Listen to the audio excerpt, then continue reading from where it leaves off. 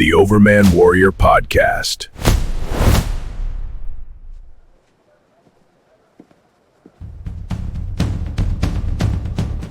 Hi, it's Rich Hoffman here. All right, so the Trump administration, Department of War, Pentagon released the fourth batch of formerly classified documents on UAPs. And, I've been talking about this stuff a lot lately. Not to go out and pimp my book, The Politics of Heaven, but I wrote it for a reason. And I told my story about going to see the Newark Holy Stones and the Shaman of Newark and all these things I've been talking about extensively lately. It's because I realized, and I talk about the picture my daughter took of me sitting in front of the Newark Holy Stones. I did not picture, I didn't go out to become the UFO guy. And I got to say something. And I feel a responsibility, to be honest. I feel a responsibility if Trump's going to go out of his way to declassify these things. And I'll tell you another thing, too, about the Iran war. Everybody's criticizing Trump handling the war. And I'm telling you, I know a little bit about what's going on the inside with Trump people. And President Trump was counting on the Iranian people to, if he got rid of the military, that they would rise up and stand up for themselves and overthrow the Iranian regime. That we wouldn't have to be a forever war of any kind. We wouldn't have to have occupation forces. We wouldn't have to go send ships and carriers into the Strait of Hormuz, Apache helicopters. We wouldn't have to do any of that stuff. He was counting on, when he got started on this whole thing, the Iranian people to take the next step and overthrow the regime. Just like you hope that Hong Kong, if they know the backing of the United States is behind them, would overthrow China, just like the drug cartels in Mexico. They have their puppet president, a socialist, in charge of Mexico. And the hope was, when we were bombing and taking out all those drug ships, that people would realize, oh, America's got our back. Well, let's overthrow the regimes. And let's overthrow the cartels. And the people just never have the courage to do it. There's a lot of reasons for that, and that's why I'll talk about extensively. It's kind of part of the plan, actually. So I have unique insights on all this stuff, and I think when it comes to UAP disclosures, formerly called UFOs,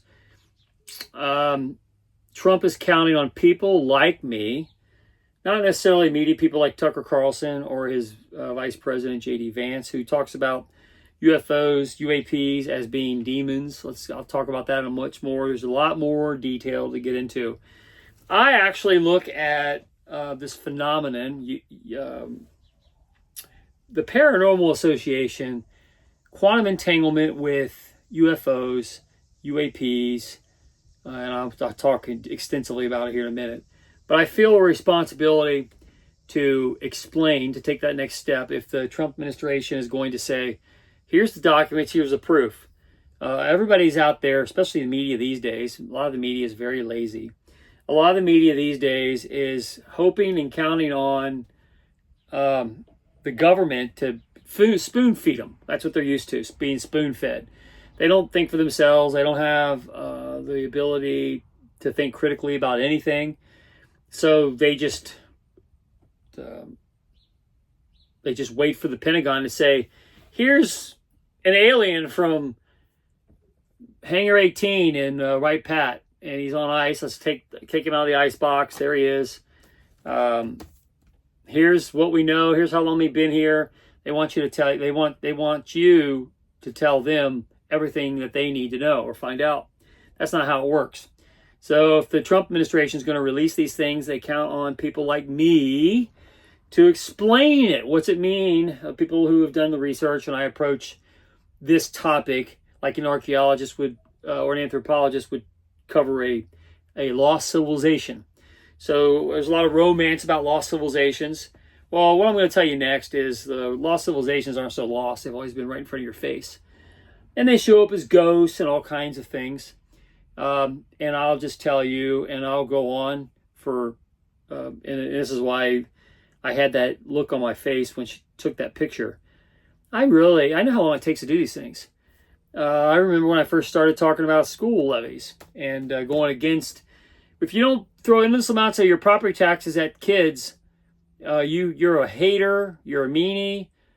This is before Trump, of course. This is back in the old days when it was very unpopular to go against school levies. I made it popular. I made it popular across the country, as a matter of fact. When I did it and I started doing all these radio slots, other districts copied what we did in Lakota, and they started applying the same game. It was at the height of the Tea Party movement. There was a Tea Party network that didn't have a solid head of the snake to chop off, so political insiders couldn't dilute it. It was driven by needed sentiment, and I was certainly at the forefront of that. And a lot of people do it now. It's very popular now to stand up against these school levies, and I'm very proud of it. But you know how long it took? Counting. I've been doing it for 16 years. Since 2010 is when I first came out and started talking about it. I took my reputation, a considerable one. And when the Enquirer showed up at my house, I did a big expose in my backyard with my bullwhips. And they cautioned me against it. They said, this is going to look really bad. They're really going to come after you if you do this. And I'm like, you know what? So what? I have a reputation that can hold the water, and I'm just going to do it. I put my cowboy hat on, went out and did some photography with the bullwhips, and talked about school levies and why you shouldn't vote for them. And yeah, I got a lot of attention. I was on WLW every week, sometimes multiple times per week. I did the weekend shows. I was all over the place. I was all over the United States. They were covering our movement in even other nationwide newspapers and media outlets at the time. 16 years ago. And it took a long time. It took about 12 years to break the ice. And then people started getting into it a little bit, and more people started getting involved. And now people see it as a way to get their footsteps into politics. It's popular now to talk bad about school levies and to criticize the management of them because they're bad places. They don't do a very good job teaching kids. They take advantage of students all the time. There's another sex story out at Lakota schools where I live. It's all bad stuff. But I know how long it takes to change minds. And Trump would be long gone out of the White House, and I'll still be dealing with the ramifications of taking a position on explaining these UAP files. But got to start with the foundation, and I start with it as a scientific analysis of considering what the implications of non-human intelligence has had on ancient cultures. So I'm going to say, and we're still discovering all the details, and I wrote my book, The Politics of Heaven, to talk about this and to get people going in the right direction. And I had somebody ask me the other day, well, how many books do you think it's going to take to write? And I said 9, just off the top of my head. 9 books like The Politics of Heaven to get this thing done. Now, why do I say that? Well, this week, I've read at least 4 books on this subject because I want to make sure that what I'm saying isn't something that's already been said. So I read a lot from people who have been successful in this field. I really like these books here. I talked about them previously. Greg Pasden, and let me talk about these in a minute. This one and this one. I'll come back to these. D.W. Pasulka. This book is done very well in 2019. And then a follow-up to it. She has another book coming out at the end of July 2026. This book came out a couple years later. Really good stuff. It essentially talks about what these guys were talking about. Well, I'll stick with them. She's really, really good. And again, this stuff's been fringe topics for a long time. Slowly becoming more mainstream. And I think the Spielberg movie Disclosure Day put it more mainstream than it's ever had a chance to be before. And now these UAP files, as of the middle of July 2026, the 4th batch that just came out, looking at them and studying the previous releases, it confirms something I'm going to talk about with Greg Pasden's books. His 2 books he has right now. Probably more coming out, but I'll get into the details about these. There's enough compelling evidence, and I've known about it for years, and I've had my own UFO experience, And it's not what you think. It's not like Richard Dreyfuss getting in. I always say Close Encounters and Spielberg's Disclosure Day are very, very elementary approaches on the topic. They took the safe route. The actual complicated bit is what we're going to talk about, which is why it's going to take a long time. It's probably going to take 20 years of hard work by me, which I was kind of looking forward to kind of being in semi-retirement and just enjoying some of this stuff, doing what I like doing for the next 20 years. Not to start another crusade. I wasn't planning on doing that. But I think if Trump's going to do what he's going to do right by releasing this stuff, he needs somebody like me who can explain it in me. And these people have been doing their bits. They put out books. I'd say this is a little heavy on religious scholarship. She's a professor at Wilmington University, North Carolina. Serious person, hanging around with a lot of the cool kids, the smart people. People who are legitimately scientific about these things, not conspiracy theory crazies, but people who approach the topic well. Yeah, I've known about this stuff for a long time.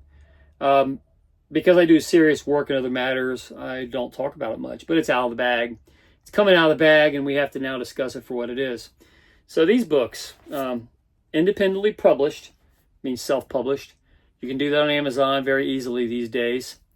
Why do I like these? This is like, because you don't have to go through a publishing, and these guys go through, and I'm going through it right now, the publishing process where you got to go sell yourself to corporate publishers who are like, okay, how many books is this going to sell? Why should we get involved? Why should we invest? It's hard. And they've managed to break through that barrier. These are legitimately published books. They're going around the circuit, and they sell well, and they're changing how people see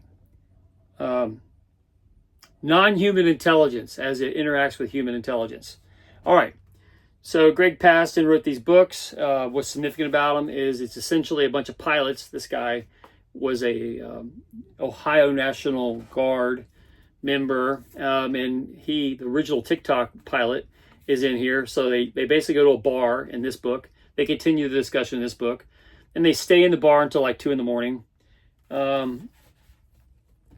After their flight line, they're all pilots. They've all experienced these what they call crypto-terrestrials. I would say John Keel calls them ultra-terrestrials. I've called them ultra-terrestrials for a long time. I like what she brings to the table because she brings a biblical scholarship to, I've often said the Bible is a record of paranormal occurrences. What I like about these guys is they're just pilots. They're just normal people that stayed at a bar and talked, and he chronicled the conversation, not recording it with a recorder.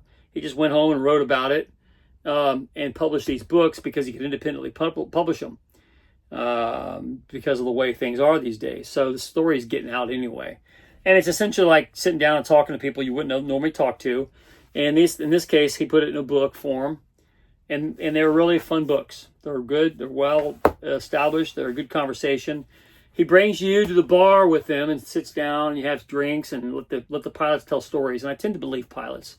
It's hard to become a pilot. It's hard to get people to convince you to handle multi-million-dollar aircraft and be a kook. So pilots tend to be really good. And I think what they've done is they arrived at a conclusion here that we're talking about a level of intelligence, non-human intelligence, that is very ancient. And this is, when one of my criteria for evidence is when independent people, and you haven't talked to them, arrive at the same conclusions you do, because I talk about all this in The Politics of Heaven before I ever knew about any of these people.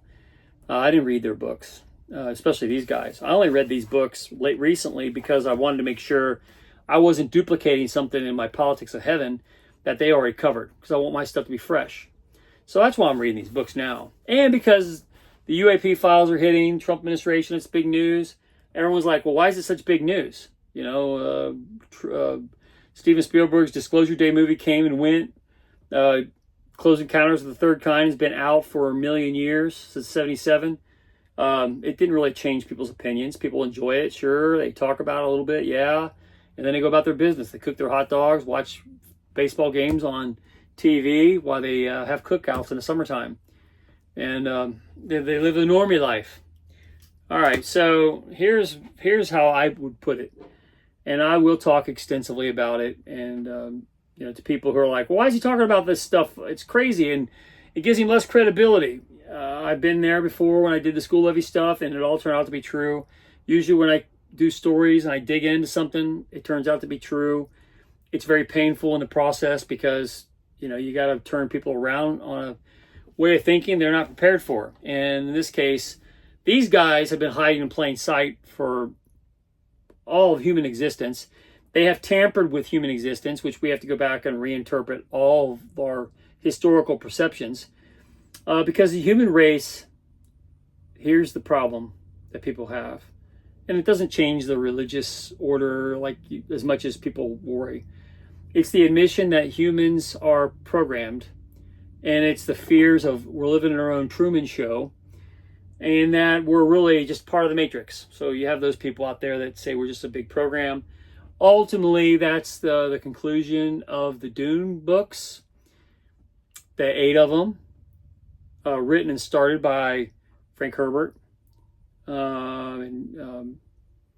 Essentially, we found out that the entire universe was seeded by a program way back that started the human race.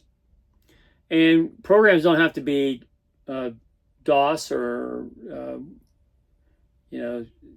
computer coding. If you notice, children mimic their parents, even their accent. Because they spend all that time around them, and that's why it takes so long to raise a child.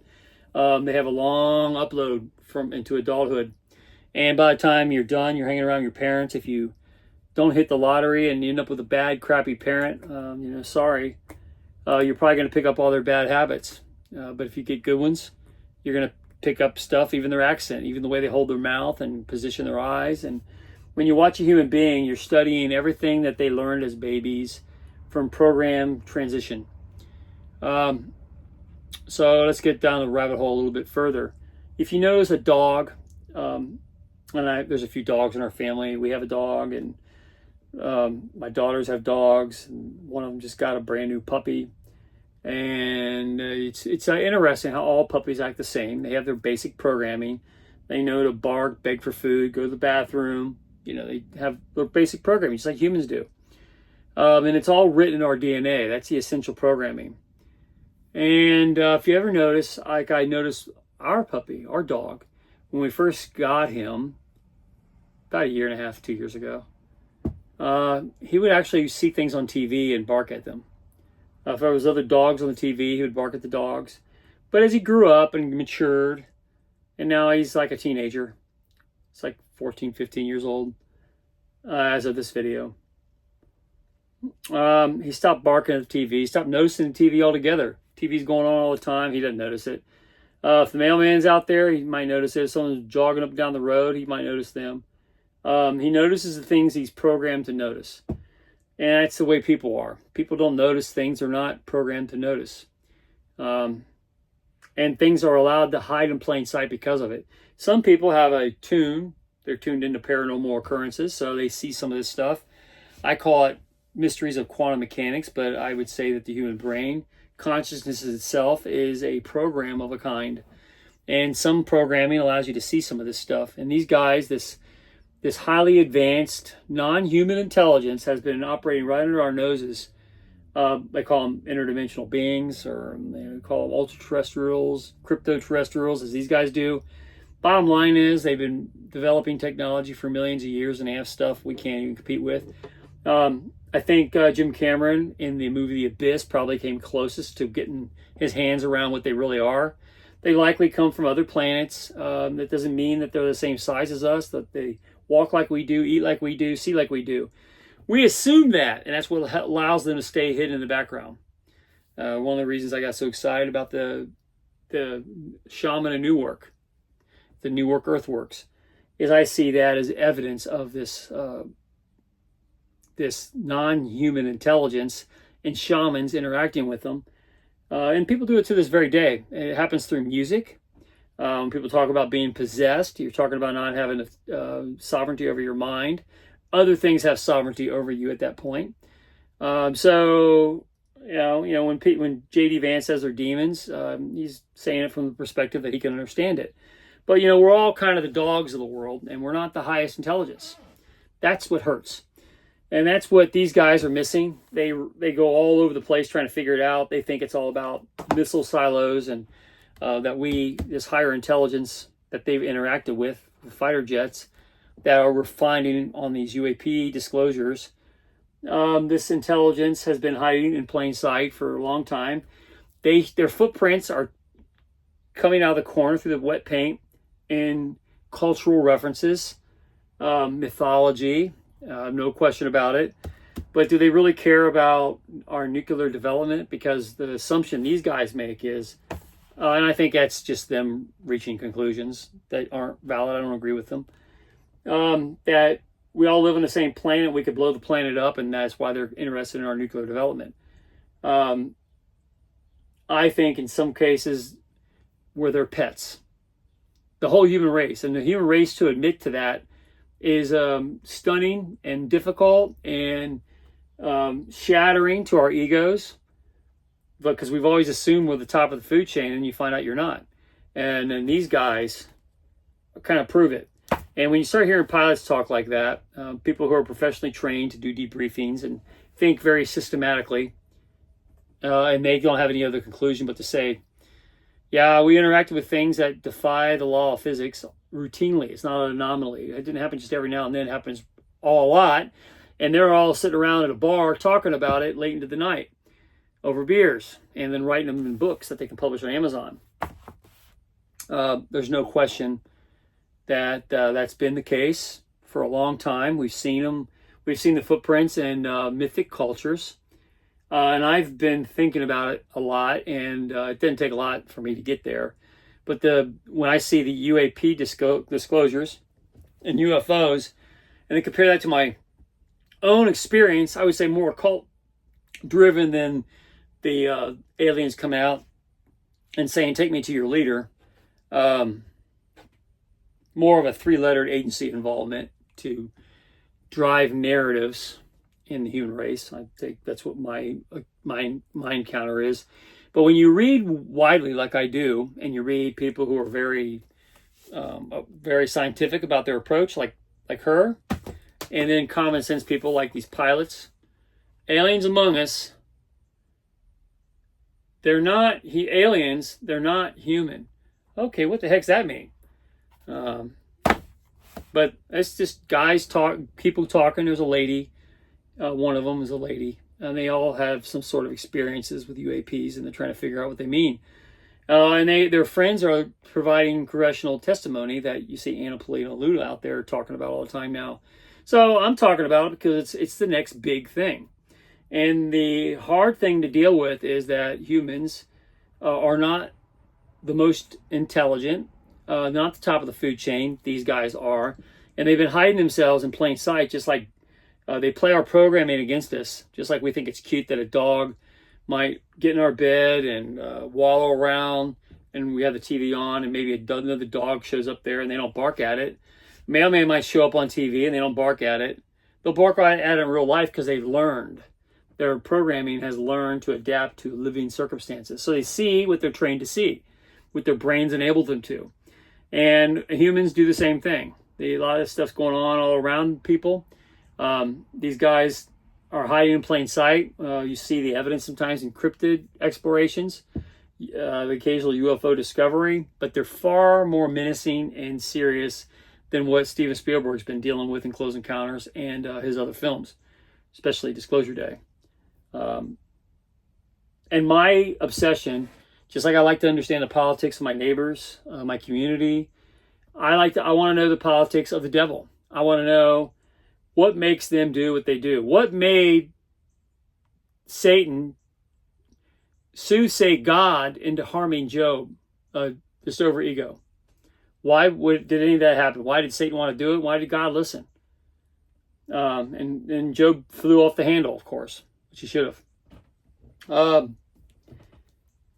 the evidence is out. It's coming out. The fourth batch came out, and people are going to be looking at the picture and saying, "What the heck?" And they're getting numb to it. But the jaw-dropping revelation is something we haven't considered yet, and we are slow to get there because it reveals that you got to completely look at how humans were created. And the more I find out about it, we're just pets of a higher intelligence that's been here longer than the human race has been around. That means you got to go back. And I would, in my book, The Politics of Heaven, I approach it. I love the field of archaeology, and I don't want to just say a bunch of crazy speculation. So I try to keep it as grounded in real observations and evidence as possible. But we're a society is getting rid of the evidence, and the more you look at it, and we'll talk about this in much more detail, the more I've looked at this situation, the more you see that the lessons learned from them is what was tried in COVID cover-ups and election fraud. Because I've never been one of those that just believe what the experts tell me. I question everything. You tend to find that UFO and UAP people who are all about disclosure, none of this is a surprise to them. They've been there all along, and they were the first ones to call out COVID because they didn't believe the experts. When the experts tell you, that UFO stuff's crazy. Now people are talking, and the books can get out. You don't have publishing groups that can gatekeep the information like you used to. They're getting out, and the pressure that getting out, more of these kinds of books, are making it into mainstream publishing, and they're doing quite well. And I think these are really good. And again, I read these 4 books this week, middle of July, because I want to make sure that the ground I'm going to cover hasn't already been covered by these guys. I'd want my stuff to be a original, fresh look at the latest and greatest, and it needs to hold up for several decades. And like I said, I'd probably have to write 9 books to tell the whole thing. And there's probably going to be a lot of travel around the world to get there. And The Politics of Heaven, I already travel all over the world, as far away as Japan, to talk about some of the very ancient mythologies and relics that we see there. Stuff that isn't being talked about mainstream-wise, and I deal with why. The politics of the sciences, and why evidence can get tossed out. And the more you look at it, the more you see these guys have their footprints on the way humans perceive data, and they've got it so they wanted to keep themselves hidden. They want to remain puppeteers in the background with their strings on us, manipulating us in music, movies, political structures, religions, religious anxieties such as Islam against Christianity. When you look at these things with better lenses on, remember the movie, I remember I told you a long time ago, and it's one of the great movies by John Carpenter, and it's called They Live. And it's essentially about this. People are walking around, and if you had special glasses on, you could see the aliens for what they really were. You know what those glasses were called? You know the company that made them? It was the Hoffman lenses, as in mine. My name is spelled with 1 N at the end. The Hoffman lenses in John Carpenter's They Live, spelled with 2 N's. But when you put Hoffman lenses on, which is what I'm offering here, and I write and I disclose all this stuff and I tell you what it means, I give you the historical context. For this one, I'll tell you right now that we're not the smartest, most intelligent species that's interacting in our existence. There's another group. It's been hanging out there. It's been manipulating the human race from the very beginning. And the way we've interacted with them is through shamans and psychedelic drugs, and they like our attention, and they like us just like a dog toy. They give you dog toys to play with, just like we do the dogs, because they treat us like dogs, and they know we have limited perspective. It doesn't take us long to stop barking at the television. We don't even see the television. We don't even see the UFOs coming and going. We don't see them approaching at all. We might say, oh, there's a ghost, and we call it some kind of paranormal existence, and they hide their presence in our perception of ghostly realities. And I know that from personal experience too. So for now, let's just say the hard thing to deal with is that non-human intelligence is a very real thing. It's coming out in these disclosures that the Trump administration is putting out. I've read a lot of these books so I can explain it to people. And I think that's what Trump wants people like me to do. Explain it. Tucker Carlson's not getting there. A lot of people who are in media, Jesse Waters is interested in the subject, but they don't go this deep. The consideration that we were never the dominant species is a hard pill to swallow for most everybody, because we've grown up like the dogs, being taught by our parents that we were all there was and we were it. And we read our Bible and we said, I'm going to live under God's hand. But we never, he never came down and gave us instructions like he did Moses, or talking to us through a burning bush. We have to take other people's word for it mostly. And then, even then, you don't really know who you're talking to. Like I said, the Bible's a chronicle, an accurate record of paranormal occurrences that have happened over a great many years. And we're crazy if we don't ignore the evidence. And the evidence is coming out in these disclosures. And I believe the pilots, especially this guy, Greg Pasden, he lives in Columbus apparently. And I'm going to see if I can arrange some sort of meeting with him, talk to him further. But I'm happy he wrote these books and gave us all a seat at the table to listen to their pilot stories about UAP encounters. This has been a long time in coming, and I know it's going to shatter a lot of people's realities, but sometimes that's what you got to do. If you really want to live under the truth, you got to shatter the lies you live under and understand that the Truman Show is a creation of this other intelligence for us to live in it in a kind of pet-like existence. And if they were malicious, they would have killed us off a long time ago. They like us for whatever reasons they like us. And they look for relationships with us. They are obsessed with our sexuality. There's a lot of things to talk about, and we will talk about them all. But best way to communicate with them is through occult rituals. And a lot of people have discovered that over the years. And three-letter agencies have apparently figured that out. And now that COVID has blown the story off the mechanisms of concealment, these guys are talking. And they're talking about all the same stuff. I highly recommend reading these books for yourself. I'll tell you. I'll tell you a lot. I'll spend a lot of time doing so because I want people to come out of this the right way. But it's going to be a hard one. But yeah, the humans are not all there is. We're not the top of the food chain like we thought we were. There are, I wouldn't say a higher form of intelligence, but a competing life form in our space that's always been around, has been influencing the human race from the very beginning. And the proof is coming out in the Trump administration UAP files. And from authors like this that take all that work and digest it down to something people can read and understand. And for me, these guys, Greg Pasden, did us a great service by writing these books. Give us a seat at the table in a bar at the flight line during a storm where they were drinking beer and talking about their UAP experiences in top-level fighter jets that we paid for. And what you realize is we don't have sovereignty over our nation. That's why it's important to get this out to the public so the public can figure out what to do about it. The Department of War has not been able to get there. And the other really horrible thing is we don't have sovereignty over our minds.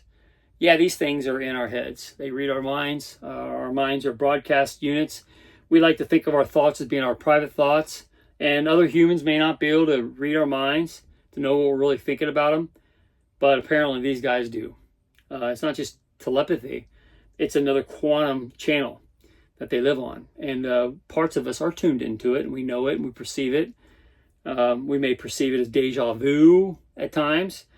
A computer program, the Matrix, whatever you want to call it. But I think the bottom line is it's a reality that we aren't in charge of. And apparently they are. And we dance to their strings all the time, and fate is in their hands. And we're going to have to figure out how to handle that. That's the lesson. And it's going to be a tough one. Anyway, it's Rich Hoffman here. Share, subscribe, make tomorrow a better day. If you haven't read my book, The Gunfighter's Guide to Business, I think you'll love it. And when my book, The Politics of Heaven, comes out, probably sometime next year, I'm looking for a decent publisher to put it with. If not, if I don't find one of those, I'll find one of these. I'll put it out independently. It'll get out. I like traditional publishers and traditional science avenues, and for the sake of telling this disclosure story, I'm taking that approach, even though it's personally very hard on me, very painful. It's not an easy thing, but I think when you have the ability to do it, you should do it. And if Trump's going to release this stuff, I'm happy to talk about it, and I will, and explain to people what it means, because they're going to need to know it. That's why I wrote The Politics of Heaven. Anyway, have a good day. See you later. In the age of disclosure, you must understand the politics of heaven. Coming soon.